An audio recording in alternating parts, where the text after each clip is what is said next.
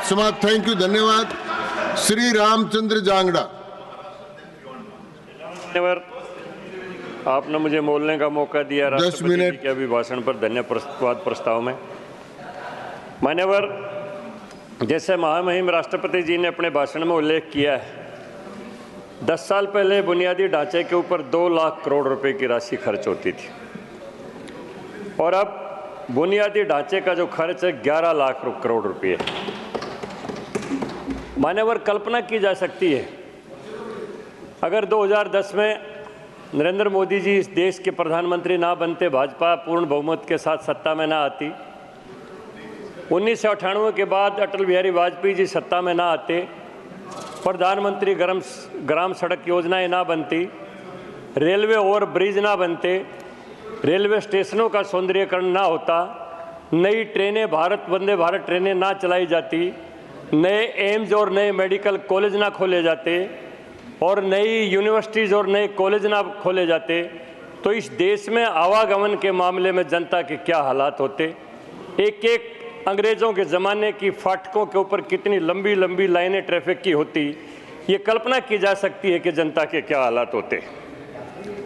लेकिन आज मान्यवर जो बजट पेश किया ना, जो कल्पना की गई है और जो 10 साल का जो माननीय राष्ट्रपति महोदया ने जो उल्लेख किया है और पिछले साल की जो विकास की परियोजनाओं का उल्लेख किया है, आज कश्मीर से कन्याकुमारी तक भारत में रेलवे नेटवर्क जुड़ गया है। धारा 370 हटने के बाद कश्मीर में जो विकास की योजनाएं आई, आज चेनाब के ऊपर ब्रिज बन गया जो विश्व का सबसे ऊंचा ब्रिज है।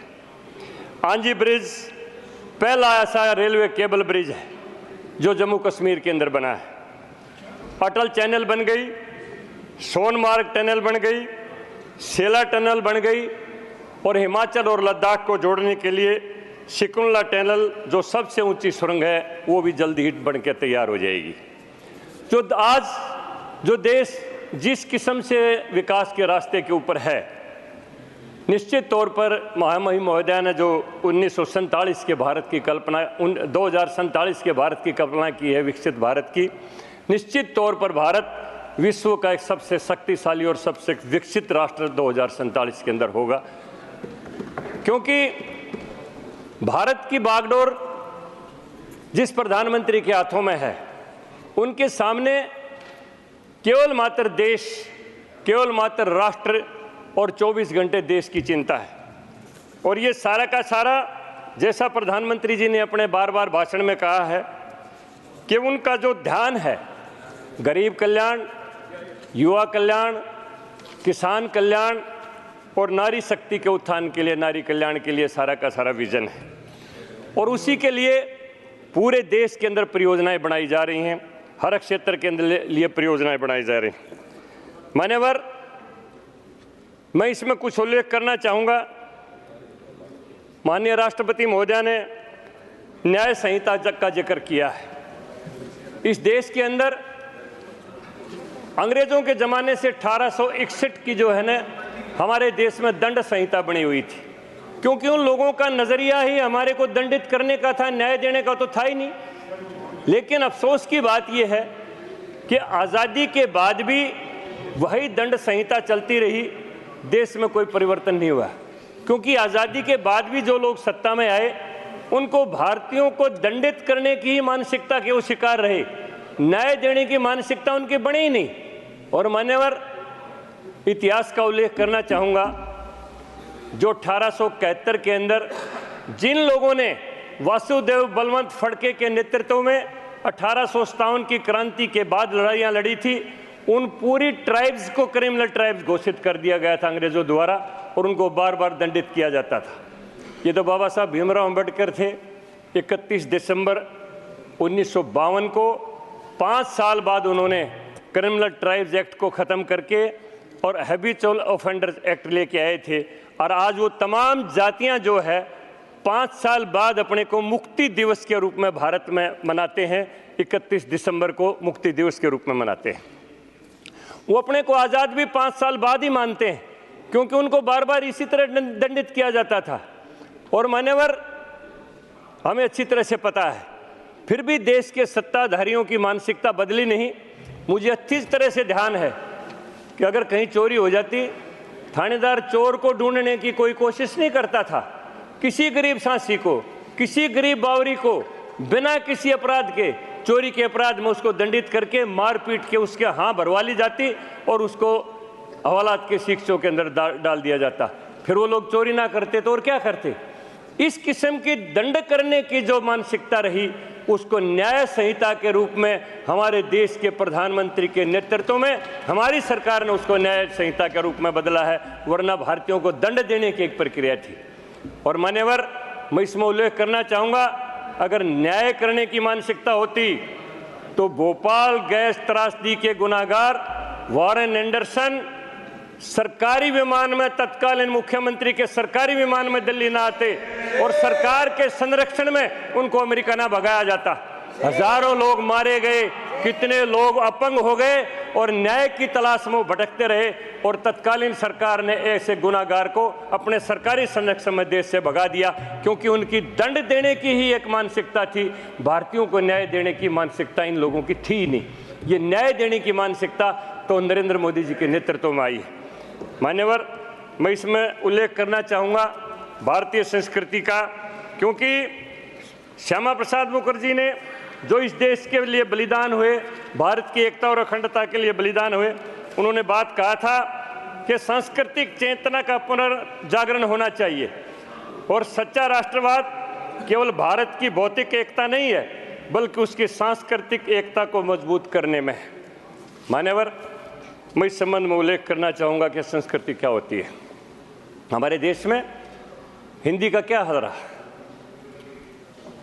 भाषाई कभी इस देश के अंदर आज तक भी भाषाई एक रूपता नहीं आ पाई है, क्योंकि मानसिकता ये थी, ये हमारा देश है कि जिसमें एक राजभाषा के लिए कमेटी का गठन करना पड़ा और कानून बनाना पड़ा, और आज तक भी कमेटी उसको भाषा को लागू करने के अंदर पूरे देश का भ्रमण कर रही है।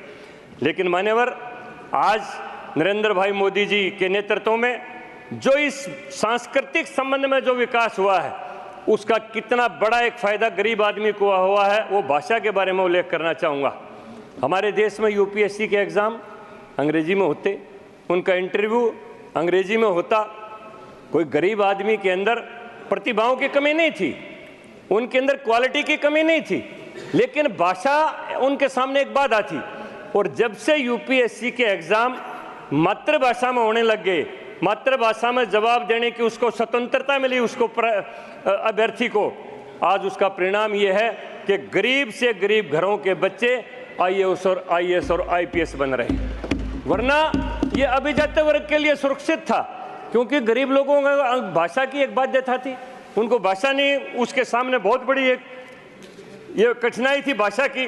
तो आज जो हिंदी के कारण जो गरीब आदमी को भाषा के कारण जो अधिकार मिलने लगा, ये हमारी नरेंद्र भाई मोदी जी देश के प्रधानमंत्री के नेतृत्व में बहुत बड़ी सफलता है। और मान्यवर, एक और उल्लेख करना चाहूँगा, जैसे महामहिम राष्ट्रपति महोदया ने अपने भाषण में उल्लेख किया है कि सरकार अगले 5 सालों में देश के मेडिकल कॉलेजों में 75,000 नई सीटों के सृजन के लिए काम कर रही है। मान्यवर, ये देश के लिए मील का पत्थर होगा। 140 करोड़ की आबादी का देश, अगर स्वास्थ्य और शिक्षा के ऊपर ध्यान नहीं दिया जाता तो इस देश का क्या हालात होता है। आज हम कल्पना कर सकते हैं कि हमारा देश आबादी के मामले में कितना बड़ा है, और अगर वही सरकारें सत्ता में होती तो स्वास्थ्य सेवाओं का क्या हाल होता, शिक्षा के स्तर पर क्या हाल होता। तो मान्यवर, मैं इस संबंध में आगे कहना चाहूँगा, कुछ उपलब्धियों का उल्लेख करना चाहता हूँ मेक इन इंडिया के विषय में। इस देश में अंग्रेजों का शासनकाल रहा लंबे समय तक, बाबर के बाद मुगलई शासन भी आया। शशि थरूर जी कांग्रेस के ही एक एमपी हैं, उन्होंने एक पुस्तक मैंने उनकी पढ़ी, अंग्रेजी का काल, अंधकार का काल। उन्होंने लिखा है कि जिस समय औरंगजेब इस देश में बादशाह थे, हिंदुस्तान की विश्व व्यापार में 33% भागीदारी थी, 33%। लेकिन अंग्रेज आने के बाद उन्होंने केवल मात्र संपत्ति नहीं लूटी, संपत्ति के साधनों को लूटा और इस देश से कच्चा माल इंग्लैंड में ले जाके पक्का माल इधर लाते रहे और इस देश के शिल्पकार को बेरोजगार कर दिया, देश को निहत्था कर दिया, देश को कंगाल कर दिया। और जिस समय अंग्रेज इस देश को छोड़ के गए तो विश्व व्यापार में हिंदुस्तान की भागीदारी केवल मात्र 1.4% बच गई थी। वो विदेशी थे, उनसे कोई गिला शिकवा नहीं है। विदेशी लोग शोषण करते हैं, उन्होंने किया। आज़ादी के लिए हमारे परवानों ने लड़ाई लड़ी, फांसी के तख्ते के ऊपर चढ़े, अंडमान निकोबार की जेल के अंदर यातनाएं सही। लेकिन आज तो कुछ लोग सावरकर के नाम से भी चिढ़ते हैं, उनसे भी पता नहीं क्या तकलीफ होती है। कुछ लोग तो कहते हैं उन्होंने माफ़ी मांग ली। अरे मैं अंडमान निकोबार में कई बार गया हूँ और उस जेल की कोठरी के अंदर जहाँ पर सावरकर जी को कैद रखा गया, उसके अंदर हमने बैठ के देखा है। अरे जो आदमी सावरकर जी के नाम के ऊपर प्रश्न चिन्ह लगाते हैं, वो उस कोठरी के अंदर 11 दिन बैठ के दिखाएं, 11 दिन बैठ के दिखाएं उस कोठरी के अंदर। वो तो 11 साल रहे थे। उनके ठीक सामने फांसी का फंदा था जिस पर लोगों को लटकाया जाता था, उनके ठीक सामने कोड़े लगाए जाते थे ताकि सावरकर जी का मनोबल टूट जाए। जो लोग उनकी बलिदानी के ऊपर, उनके त्याग के ऊपर प्रश्न चिन्ह लगाते हैं, वो देखें वहां पर 11 दिन बैठ के, 11 रात बैठ के देखें उस कोठरी के अंदर, उनको पता चल जाएगा कि अंडमान निकोबार के अंदर उस समय क्या हालात के अंदर वो रहे थे। मान्यवर, समाप्त करें। बड़ी हैरानी की बात होती। मान्यवर क्या तो मान्यवर, मैं ये कह रहा हूं कि देश की आजादी के विषय में आज लोग प्रश्न चिन्ह उठाते हैं, भाषा के विषय में प्रश्न चिन्ह उठाते हैं। कुछ कहते हैं कि कानून नहीं बदले गए, ये तो केवल मात्र भाषा बदली गई है। मान्यवर, आप सबको पता है हमारे देश के अंदर एडवर्ड यूं के यूं जिंदा रहे। ये तो नरेंद्र भाई मोदी जी नहीं आते। रूस का मैंने पिछले संबोधन में उदाहरण दिया था। समाप्त करें। एक दिन में लेनिनग्राद शहर की तरह सेंट पीटर्सबर्ग शहर बन गया और 100 फुट ऊंची मूर्तियां मार्क्स के लेनिन की गिरा दी गई। लेकिन हमारे देश में गुलामी की मानसिकता रही। यहां पर यूं के यूं हमारे इंडिया गेट के ऊपर एडवर्ड खड़े रहे। अगर नरेंद्र मोदी नहीं आते तो एडवर्ड की जगह सुभाष चंद्र बोस भी नहीं आते, हम गारंटी देते हैं। ये देश धन्यवाद देश बना है, धन्यवाद। ये देश में राष्ट्रीयता अब जगी है, इसलिए तकलीफ ना माने। मान्यवर, मैं एक और उल्लेख करना चाहूंगा। एक चर्चा आई थी। अब रामचंद्र जी, बस अभी तक दिल्ली जी के पर्याप्त है, पार्टी का समय ज्यादा ले लिया आपने, आप कृपया समाप्त करें। चलो मान्यवर, मैं थोड़ी देर में कर देर में नहीं, अब आप समाप्त करें, देर मत करो आप। मान्यवर, एक उल्लेख करना चाहूंगा। कुछ दिन पहले दिल्ली के पूर्व मुख्यमंत्री मंत्री जी ने हरियाणा के विषय में एक चर्चा की थी और मुझे हैरानी होती है कि हरियाणा से भेजे जाने वाले पानी की तुलना उन्होंने हिरोशिमा नागासाकी पर गिराए गए बम से की थी और जैविक हथियारों से की थी। मैं कहता हूं आधा हरियाणा दिल्ली में रहता है, वो खुद भी हरियाणा में पैदा हुए, उनकी भी ओरनाल हरियाणा में गड़ी हुई है। आप तो मेरी भाषा को अच्छी तरह से समझते हैं। और देश में मान्यवर, पाकिस्तान के साथ स्वतंत्रता प्राप्ति के फौरन बाद हमारा युद्ध हुआ 1947 में कबालियों के नाम के ऊपर, 1965 में हमारा युद्ध हुआ, 1971 में युद्ध हुआ, कारगिल युद्ध हुआ, आज भी उग्रवाद भेज रहा है। लेकिन पाकिस्तान भी ऐसा आरोप नहीं लगाता। दरिया चेनाब का पानी भी वहां जाता है, दरिया झेलम का पानी भी वहां जाता है, सिंधु का पानी भी वहां जाता है। वो दुश्मन देश भी आरोप नहीं लगाता कि जेनोसाइड करना चाहता है, लेकिन इसी देश का मुख्यमंत्री आरोप लगाता है। इसलिए ऐसे लोगों को पब्लिक में जन नेता के रूप में जाने की उनको सोचना नहीं चाहिए और आज वो लोग बेनकाब हो चुके हैं। धन्यवाद मान्यवर। धन्यवाद, धन्यवाद रामचंद्र जी, धन्यवाद।